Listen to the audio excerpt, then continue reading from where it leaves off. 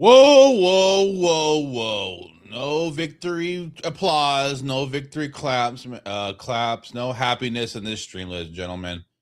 The Wolves came in game one and stole the game from the Spurs. They came out and stole game one from the Spurs, and now it puts the Spurs in a tough situation. Let's not say it's over. The series is over by any means or in anything necessary, but they definitely set the tone. The Wolves, they're confident now, and the Spurs are behind the eight ball, and they're going to have to show what this team is made of. They're going to have to regroup really quickly, and there's some things they can fix upon, of course. We'll talk about that, and there's some things that are a little bit concerning in this series for the Spurs. So the Wolves came in, stole game one, 104 102. Anthony Edwards making his miraculously comeback. He obviously looked like a guy that's hobbled a little bit, but he came off the bench, gave him 18 points. He got hot at times. Obviously, he's on a minute restriction because of the injury. He got hot at times. He gave them the lift that they needed, that a leader does. So shout out to him for coming through and giving his team, a spark and confidence to come in here and win the game. There are some concerns. Obviously, Wemby, great defensively, deterrent, game high. Like we talked about him getting, 10 blocks, one day in this season. In his career, he got 12 blocks tonight. He was fantastic defensively. Everything that I had talked about, things that I wanted to see him improve upon, his timing, his ability to go get the blocks. It was amazing to see him. I think he had like 8 blocks at half. He was going and get the ball. He was covering defensively. He was making Minnesota, like we talked about all the time. He was making Minnesota think about coming to the rim. So as a deterrent, he was great. Shot blocker, he was great. Offensively, he settled and lived and died by the three. He lived and died by the three. It didn't go down at all. So that's going to be a thing about a situation where he got downhill. He made layups. He made tough layups.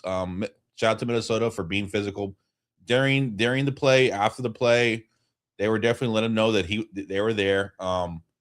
He was able to get downhill, fake some tough layups, tough dunks. That was successful. The shot does not fall from three. He settled probably too much from three. There was times where he forced the ball middle. Minnesota definitely is going to, I believe the Minnesota's, especially after the Spurs performance from three, they're going to clamp down more on the inside. So they're going to be hawking on him whenever he puts the ball on the ground. And he has to be more careful going middle. He's got to be more precise, going fast to his spots like we've seen all season. But the Minnesota is definitely going to challenge the Spurs to shoot threes, I believe, especially that's the thing that they have to do, right? Because the Spurs, iffy 3-point shooting team. That's going to be a situation. Fox just never got in the flow. They never got his rhythm, never got his confidence, never got the shot down. Sometimes we'll see that he does not get involved in the first half, or he struggles in the first half, and then in the second half he's able to put together a little run, hit some big shots, come through in the fourth at times. Just didn't have it tonight whatsoever. So that's concerning. It's been a concern all season long, but it's in the playoffs. I think they could do a better job of helping him out, getting Jaden McDaniels off of him a little bit more, setting screens to get Jaden McDaniels off of him at times, coming off of curl screens, trying to get him in the mid range. Empty side pick and roll with Wemby. I think getting Gobert in a situation where we have to be able to play off. I know Gobert is better than Klingon offensively and a better player. But there's a ways to exploit Gobert and put him in situations where you can get him, playing him off the court a little bit more, even though Nasri at the 5 does give you a little bit of trouble. Rim protection goes way down with him, with Gobert off the court. Pick and roll with Keldon, pick and roll with Steph Castle, getting downhill, making Gobert choose between jumping how to play the pick and roll. You can punish him that way. Getting, our players in space against Rudy Gobert, especially Fox or Keldon or someone like that, is definitely something to neutralize Gobert. Empty side pick and roll, Wemby lob, or he has to pick Wemby lob or Fox floater, mid range, rim shot. That can get Gobert going. That's something they're going to have to think about going to exploit Gobert. But But yeah, Wimby has to. I mean, he's gonna live and die by those threes, right? And he's gonna have to make a decision about how he's gonna play when the shot's not going down. And like I said, he got down movement. He got down making layups, tough layups through contact, tough dunks. That was working. He might have to go down to the mid range a little bit and hammer that home. Work on the get some more touches in the post, pick and roll for the lob. There's going to be some adjustments there on how to get him the ball and seeing what Minnesota is doing to take away. Obviously, cramping the paint a little bit, making it tough whenever he puts the ball on the floor. Being physical with him is something that teams will always exploit with him. Fox, obviously, we talked about how to get J-Mac off of him a little bit more, how to get him in the flow of the offense, maybe let him control some of the offense because Seth Castle and Harper, even we saw a lot of Wimby carrying, dribbling the ball up. Having Fox has to play better. We have to do a better job. Everybody has to get involved. The coaching staff have to go look in the tape and how to get him more involved. It's also a matter of just making shots and making good decisions from him too. So it's a total game plan, a teamwork effort on how to make that happen between Wimby and Fox, and just a thing of making shots also. Right, players have to make shots too. I was very critical of Devin Vassell and Keldon Johnson from the Portland series. I thought they played pretty badly offensively. Devin Vassell played really well defensively in that series. Keldon Johnson was just a really like a no-show in that series. Played really bad offensively. I thought they got it going really well today. I have to give credit where credit is due. So, but Keldon, the thing with Keldon is he did get it going offensively, but defensively was a concern. That unit, Keldon, Cornette didn't play that much because he was being attacked at the rim. Keldon was doing a bad job of communicating on defense, covering the shooters, reckless closeouts, stuff like that. That you expect him to have under control a little bit. They were going after him. Obviously, it's a tough guard when he has to guard Randall. But they were definitely going at targeting Keldon, and he didn't do himself any favors at team defensive wise. So I thought he didn't play well. Harper picked it up, but he still struggled a little bit defensively too. And they were definitely trying to get switches on him too, especially with Randall. That thing with Randall is it's going to be tough for the Spurs from a standpoint is they don't have the option to go one-on-one defensively with Randall, right? There's nobody on the team that can really a power forward or a big wing that can kind of held up strength wise against Randall, and we don't have the option to go one-on-one. So obviously, what they're going to do is they're going to shade Wimby off of Gobert. He's not really that a big offensive weapon. The backside defense is going to have to be there for when Gobert goes for a rebound or goes for for an alley-oop. So whoever that backside defender is going to have to come over is Julian Champagnie, Devin Vassell. Those people are going to have to box out. They're going to have to watch for good Gobert, but they're going to shade Randall with Wimby or throw the double teams at him. But not having the option to go one-on-one with Randall in defensive, and having that option is definitely going to be tough for the Spurs in a playoff series, because you would like to be able to do different things defensively and not have to always send a double team or shade Wimby off terribly or send Wimby to come at different points. I mean, you'll live and die with Randall shooting tough jump shots, tough threes. The MO on him is he's not exactly the greatest passer out of double teams. He's gotten better over the years, though, with that. But throwing double teams at him is going to be interesting. Let's see what we got here. Oh, we got Talking Smack with Matt. Shout out to Matt. Hope you all is well, my guy. We'll talk after the stream. Hopefully everything's good with you. But thank you for coming through the show. Let's see. So yeah, going one-on-one defensive with Randall is we don't have that option. So we're gonna have to, like I said, shade Wimby over, throw double teams. And if he has it going, it's one of those things you'll live with from them, Minnesota. So taking away the other guys. I thought the other guys definitely showed up for them. Terrence Shannon Jr., I think he had 16 points. Did not expect that at the start of at the series. Couldn't have told you that Terrence Shannon Jr. was going to average over 10 points, and he had 16 points. He's gaining confidence from his playing time now. We're going to have to see if that's going to be a factor in this series. Can Terrence Shannon Jr.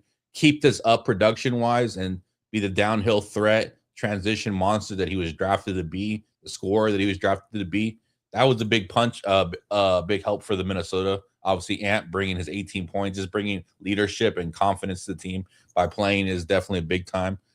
You expect Randall to eat, just the way the roster construction is for the Spurs. But he's gonna have his off nights where he struggles shooting and stuff like that. Mike Conley averaged like 4 points in the season, shot under. I want to say off the top of the head, 34%, under 35% from three. He was 4 of 7, hitting open threes, gave you 12 points. So that was a decent Mike Conley game. That I don't know if that's. We'll see if that's replicable for this for the Timberwolves. Obviously, Naz Reid has been a 6 man of the year candidate, and he's a good bench player. He gives you the flexibility to go double big with Gobert and Naz. You can go single big with him as stretching the floor to stretch 5. So he gives us the Timberwolves different options to throw out the Spurs to try to negate some of the things. The drawbacks with Naz Reid at the 5 is the rim protection is definitely going to be open a little bit more. But you take that under control, having another ball handler, stretch player out there that can pull Wemby away from the rim, exposing some of the other things that the Timberwolves can get downhill with Wemby having to be pulled out a little bit. So that's stuff they're gonna have to go. Jaden McDaniels having 16 points. I mean, he stepped up in the Denver series. He talked his shit, but he backed it up and he came through with 16 points. He's always been a guy that's like defensively, he'll give it to you all, but offensively, how much he's going to give you. And tonight he gave you 16 points. We saw with Kamara, someone that gave you all they can do defensively, but wasn't able to hit shots, wasn't able to give you that much of offense, kind of sunk Portland. Well, Jaden McDaniels was able to give you the defense and also the offense tonight. So those are some of the things. I think Terrence Shannon Jr., Mike Conley, having big games for them respectively. Definitely helped Minnesota tonight. Got to play Rudy Gobert off the court. I think that's possible. It's going to take some scheme wise and definitely some creativity from the Spurs. We've seen the regular season happen where they were able to get people in space against Rudy Gobert, the pick and roll with people. We don't have Sohan anymore, who was successful out of the pick and roll finishing, but we have Keldon, we have Steph. We can pull him away with Wemby. So there's different ways to get him off the court and neutralize him, much more like we did with Klingon. Let's see. From the Spurs standpoint, I thought Champagnie had a big game. I don't know if that's going to be something that you can rely on every night. So that's interesting. He started off hot, hitting shots. Had a big shot. There's going to be controversy on whether call timeout at the end of the game situation. If it works, you look a genius. If it doesn't, then it's obviously going to be what's called for the opposite. I personally like to let players just play it out. I mean, there's a lot of confusion, a lot of different understanding. You're going to get some interesting matchups that you can exploit if you have the right players on the court at the time that recognize things right away. Wemby maybe hesitated a little bit, but he got to Harper. Harper obviously has that mindset and ability to see the court and understand what's going on and make the right pass. Champagnie got a wide open look. So if he makes it, everything looks like a genius, great call. But because it doesn't happen, you're going to second guess the coaching situation, maybe like call timeout, draw up a play for your best player to get the ball or, get a great shot for somebody. And I thought Champagnie got a great shot. So I'm not really mad at it. But I understand people being second guessing it and thinking about, well, maybe you should, call timeout, set up a play for somebody, get it open to, maybe even extend it to overtime since you're in at home. But the Wolves were physical. I think that was the big thing. They full of energy. They wanted the game. The Spurs got like a daisical. They always, we've seen times again where the Spurs rely on talent to try to bail them out, and they've been able to do that. And in the playoffs, you got to play. You got to play energy wise. You got to play disciplined. All the little things add up. And I thought Minnesota played a good game physically against the Spurs. I thought Steph Council was maybe a little too physical, a little bit too handsy for tonight. It obviously cost him playing time and being fouled out. But he's a little more physical defensively. He's going to have to adjust to the how the referees officiate and his style of play. Obviously, I'm okay with the Spurs playing physical, being handsy because I think before they've been their mantra was play, don't foul, don't give them, don't give them, free throws, don't rack up the fouls situation under pop. And I think that made us less physical at times. So I like the physicality, but you just have to know, when to rail it in, when to do it, what refs are have you going, what the situation is. And so Castle's going to learn that, and I'm not really concerned about it long term. He's a smart player, he's a winner, so he'll figure that out for sure. But yeah, him being extra physical tonight kind of hurt him foul wise. We talked about Fox, Harper, just having great games. I mean, he's obviously benefiting coming off the bench, playing against second units, but he's a tremendous player because he still plays against some of the best talent when he's closing games or playing in certain lineups. He has to step up, and he's been great this postseason for a rookie. I mean, you can't ask much more for him tonight. 18 points. Maybe you could ask for one more three, one of four from the 3-point line, but struggled a little bit like defensively, I thought at times, overall. But he gave you tons of effort, just a fun player to watch, man. That's why I have his jersey. I really love his vision, really love his cerebralness.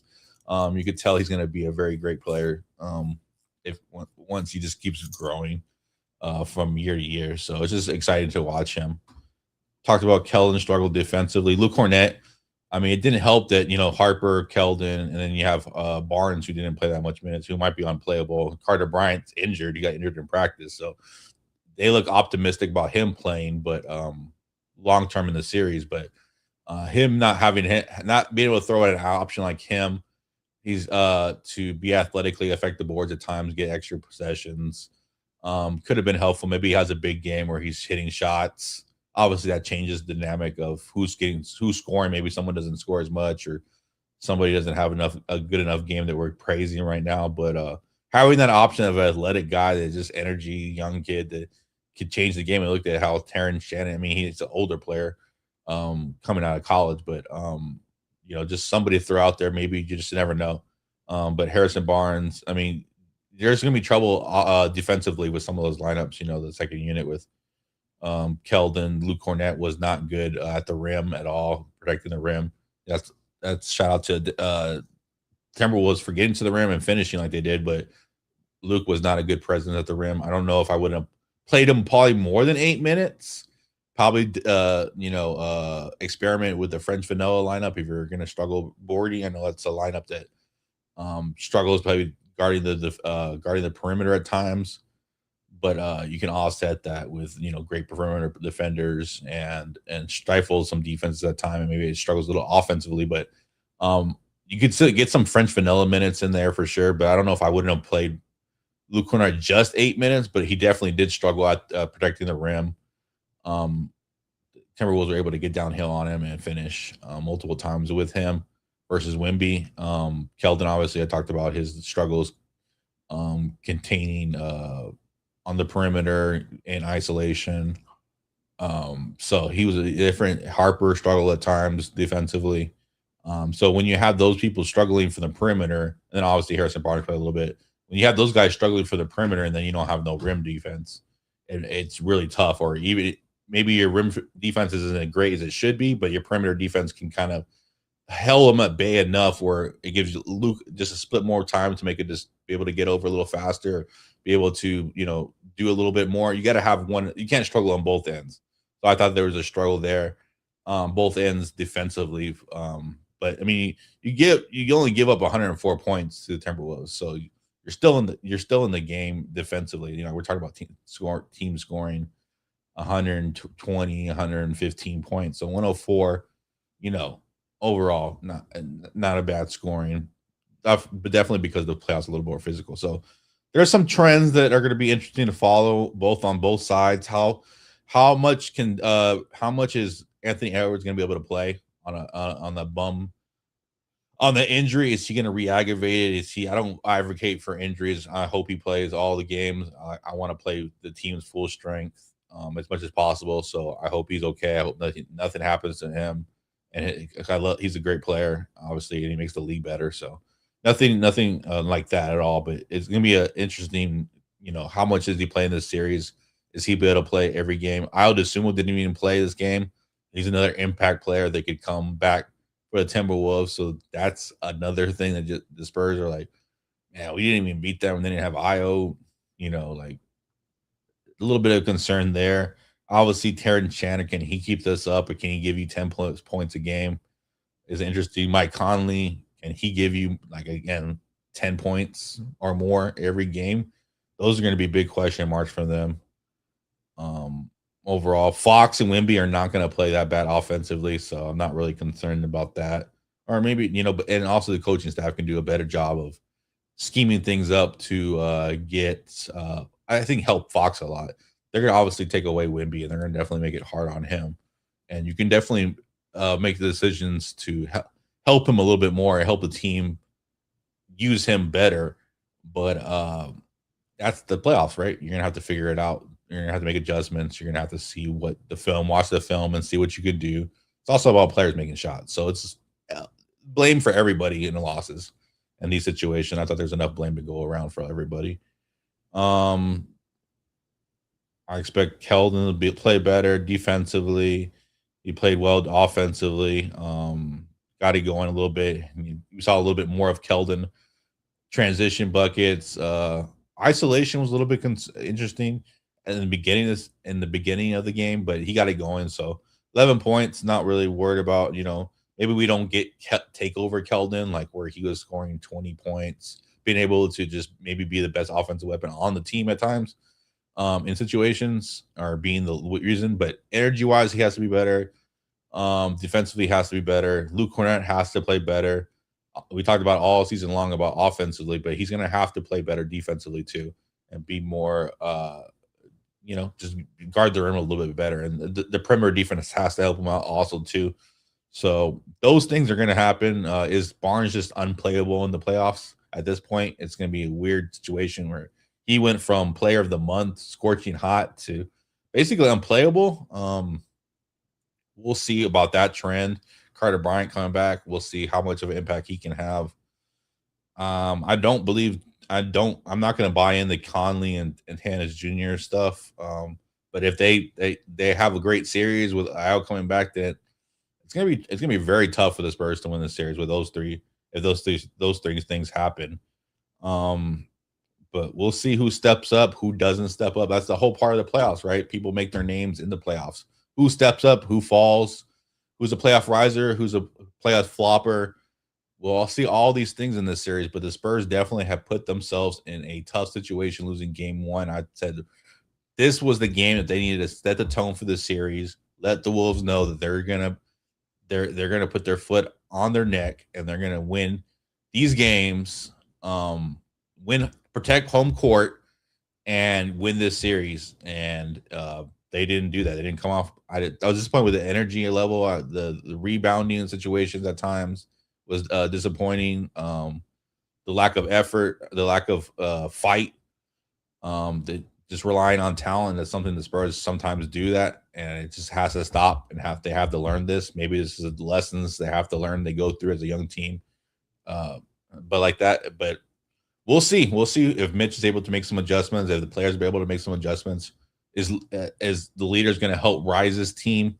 Are the young players going to rise with that? Like, these are all things that you learn about your team, learn about your personnel. Obviously, we know that we need some kind of power forward situation to, play someone like Randall one-on-one. Maybe we go double big and we have put Wemby and have Cornette shade. Maybe we do the opposite, put Cornette on. I don't want to see Cornette on Randall. Let me take it back. So it's gonna be interesting, the little chess moves that we see, the adjustments from game to game that this series takes. Is Mitch up to the challenge? We'll see all these things play out. But yeah, man, this has been the after post game show. Sorry, it's kind of downward, but I just, between me being tired from all things that I'm doing with business wise, hobby wise, just all these things that I got on my plate, I've been exhausted, drained. This game drained me, probably aged me another 10 years. It was tough, man. It was tough to watch. But I don't want to be too long with everybody since it's late. But thank you for everybody. I appreciate everybody coming through. If you could just go subscribe, Spurs versus everybody on all social medias. My partner Marsh was not here tonight. He was at 54 Street Bar and Grill having a good time.